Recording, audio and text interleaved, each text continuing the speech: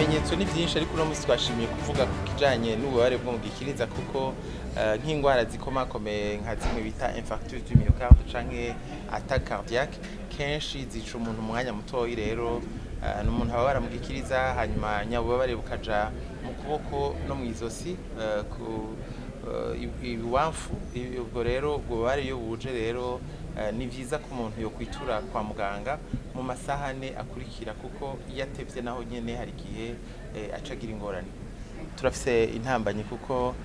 mu gihugu cacu gushika no munsi nta buryo turatunganya bwo gushobora gufasha abantu bagize ubwo bubabare imbere yuko bashika kwa muganga ivyo bita prise en charge pré-hospitalière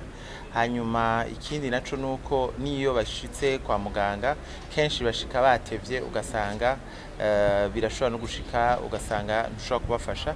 hanyuma ikindi naco nuko niyo bashitse kwa muganga hari gihe bashika mu ma urgence no kuvuga hajya kwa muganga bashikira ugasanga nta buryo bukwiriye bw'imiti canke bw'ibikoresho bwo kubafasha kuvurwa neza hanyuma niyo baburonse naho ugasanga bisaba yuko basubira kubarungika hanze kwivuza urumva rero novuga ko intambamyi ziri mu migwi myinshi hari intambamyi zijanye n'uburyo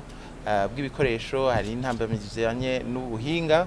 hakabaho n'intambamyi zijanye n'uko abantu benshi bataramenya yuko iyo babaye mu gikiriza abari ingwara ikomeye ishobora guhitana mu mwanya mutoya ikigiye gukorwa kandi twashoboye kuvugana n'abashoboye kuza muri ino nama batandukanye haba abakorera mu bushikiranganji bw'amagara y'abantu haba mu bakorera mu shirahamwe mpuzamakungu ryitayeho amagara y'abantu OMS n'abandi bose bari ngaha twashoboye kuvugana ivyo twokora haba ku rwego rwa communauté mu bantu bakamenya ibimenyetso bikomakomeye vyotuma baja kwa muganga bitura ubuvuzi ikindi twavuganye nuko dushoboye gutangura kwiyumvira gushiraho uburyo bwo gushikana abagwayi bagize ubwo bubabare kare kuvuga mu ma urgence hanyuma no kurondera imiti n'ubuhinga bwa none bugezweho kugira ngo dushobore kubafasha hakiri kare.